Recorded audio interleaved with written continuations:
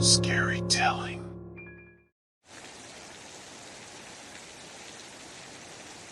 I stepped out of the time machine, expecting to find myself in the present day. But instead, I found myself in a barren wasteland. The sky was red and filled with ash, and the ground was covered in blackened debris. It was as if the world had been destroyed. I looked around, trying to find any sign of life. But there was none. It was eerily quiet, except for the occasional whisper that seemed to be coming from the ground. I started to walk, hoping to find some clue as to what had happened. But the more I walked, the more I realized that I was completely lost. There was nothing here that I recognized. It was as if I had been transported to an entirely different planet. The whispers grew louder, and I realized that they were trying to tell me something. But I couldn't make out what they were saying.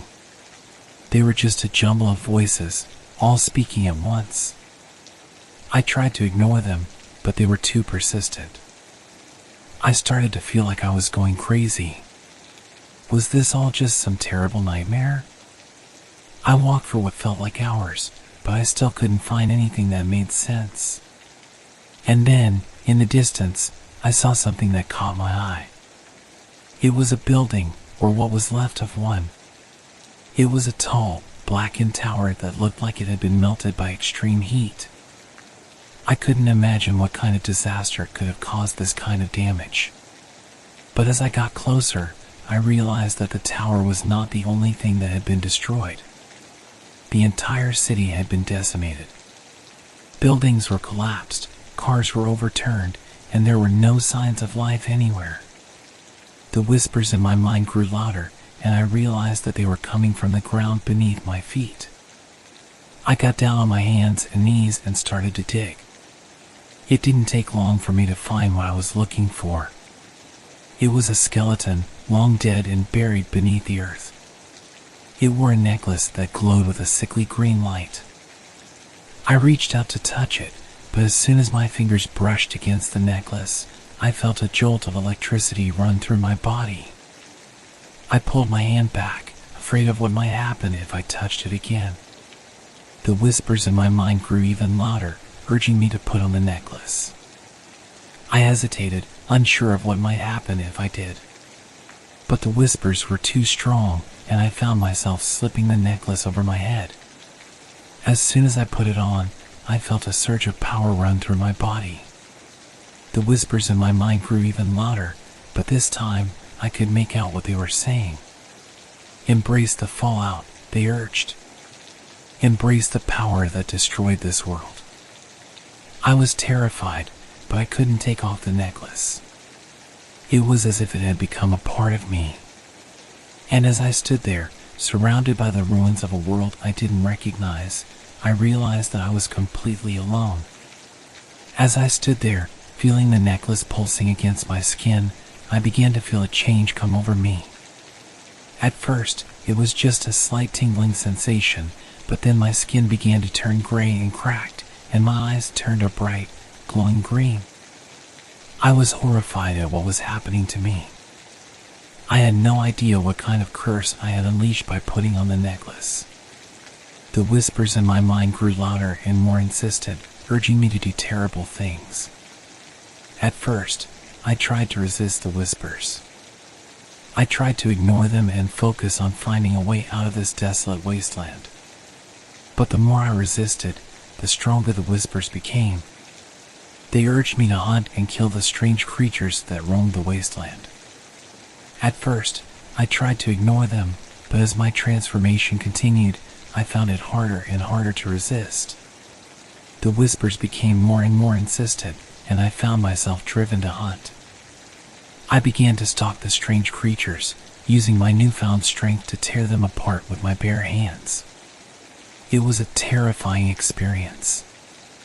I felt like I was losing control of myself, becoming more and more like the monster that the whispers wanted me to be. But I couldn't stop. The whispers were too strong. As the days passed, my transformation continued. My skin became completely gray and cracked, and my eyes glowed bright green, like the necklace I wore. I realized that I was becoming a part of the fallout that had destroyed the world. But even as I changed, the whispers in my mind continued to urge me on. They told me that I was no longer human, but something new and different. They told me to embrace my transformation and become a part of the fallout that destroyed the world. I was terrified, but at the same time, I felt a strange sense of power. I knew that I was no longer human, but something else entirely. And as I continued to hunt and kill, I felt my power growing stronger. The whispers in my mind were like a drug, and I found myself unable to resist them. I knew that what I was doing was wrong, but at the same time, I couldn't stop. I was becoming a part of the fallout, and there was no going back. As the days turned into weeks, I felt myself changing more and more. My body grew stronger, and I felt like I could take on anything that stood in my way. The whispers in my mind continued to urge me on, and I felt like I was becoming something new and powerful. But at the same time, I couldn't help but wonder what had happened to the rest of the world. I knew that I had caused this, that my meddling with time had somehow unleashed this terrible curse upon the world. I felt a sense of guilt and shame, knowing that I had caused so much destruction. But at the same time, I couldn't help but feel a sense of excitement at what I had become. I was no longer human, but something new and different, and there was a strange sense of power that came with that knowledge. As I continued to hunt and kill, I knew that I was becoming something else entirely. And deep down, I knew that there was no going back. As my transformation continued, the whispers in my mind grew louder and more insistent. They urged me to hunt and kill, telling me that it was the only way to survive in this new, barren world. At first, I resisted. I didn't want to become a monster, but the whispers were too strong. They urged me on, telling me that I was no longer human, that I was something new and different. And so, I began to hunt. At first, it was just small creatures that roamed the wasteland, but as my strength grew, so did the size of my prey. I remember the first time I took down one of the larger creatures. It was like nothing I had ever felt before.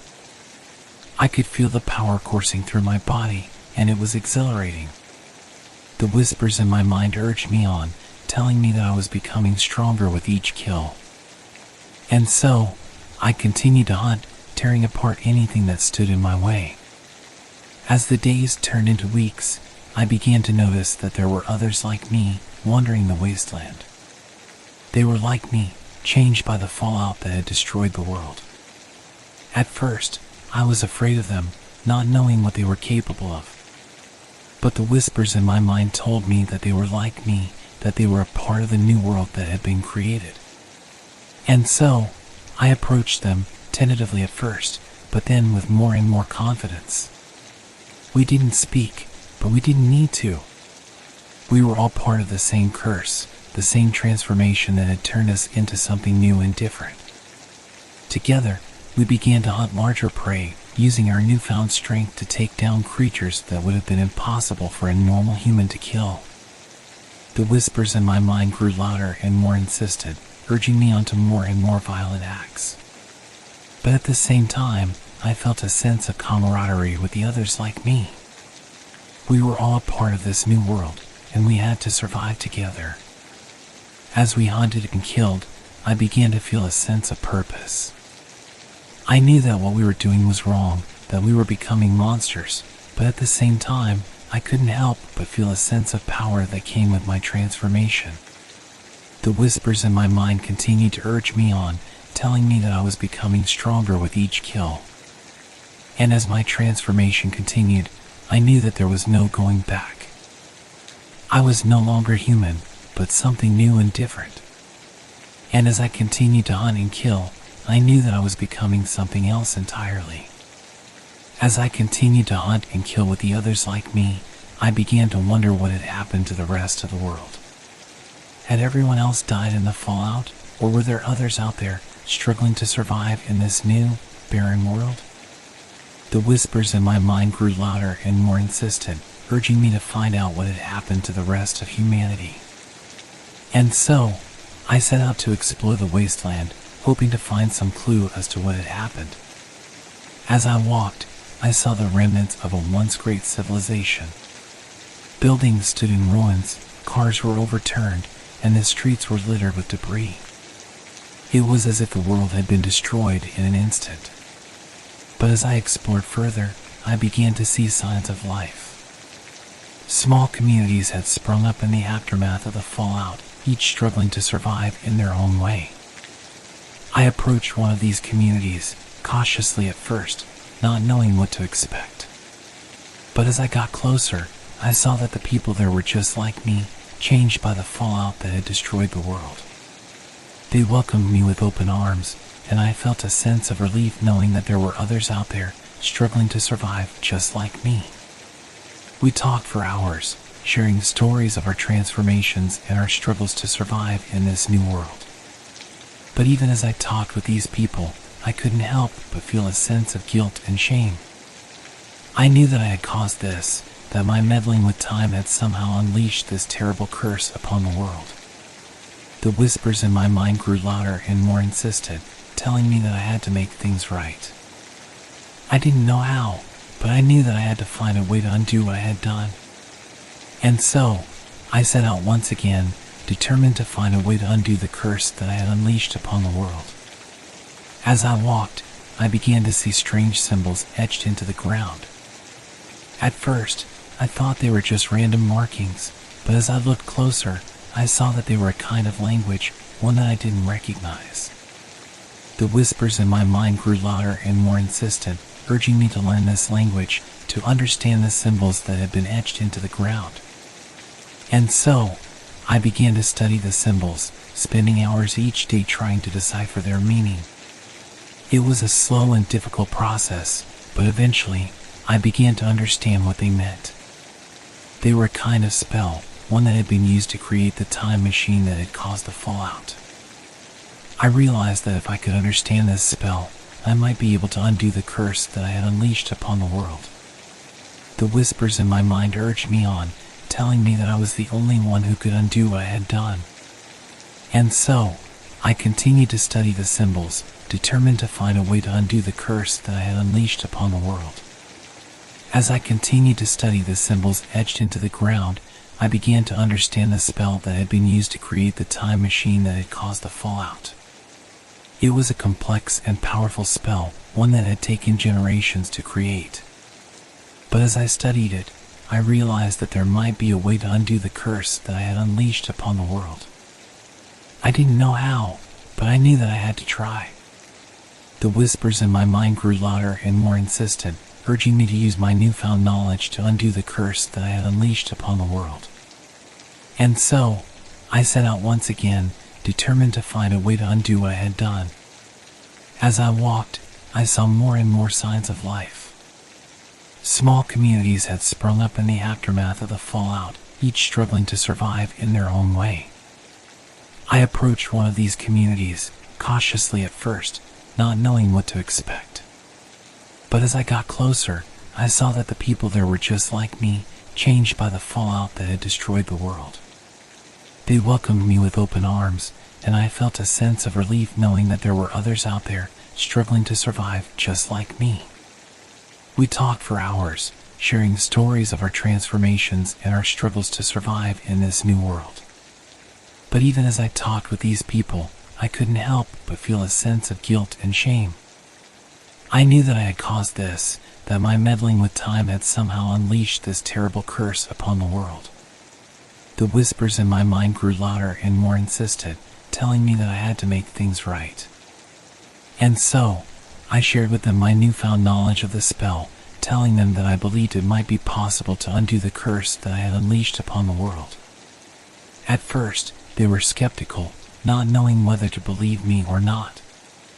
But as I explained the details of the spell and how it had been used to create the time machine, they began to see that there might be a way to undo what had been done. Together, we set out to find the components needed to perform the spell. It was a long and difficult journey, but eventually, we found everything that we needed. As we prepared to perform this spell, the whispers in my mind grew louder and more insistent. They urged me to use all of my newfound power to ensure that the spell worked, that it would undo the curse that I had unleashed upon the world. And so, I poured all of my energy and power into the spell, determined to undo what I had done. The ground shook and the sky turned black as the spell took hold, and for a moment, I was sure that we had failed. But then, just as suddenly as it had started, the shaking stopped. The sky cleared, and the whispers in my mind grew quiet. I knew that we had succeeded. The curse had been lifted, and the world was once again safe. As I looked around at the people who had helped me undo what I had done, I felt a sense of peace and contentment. I had finally made things right, and I knew that the world would never be the same again. But even as I celebrated our victory, I couldn't help but feel a sense of sadness. I had caused so much destruction, so much pain and suffering. And even though we had undone the curse, I knew that the world would never be the same again. But I also knew that I had learned a valuable lesson. The power of time travel was too great for any one person to wield. And so, I vowed to never use it again, to never risk causing the kind of destruction that I had caused.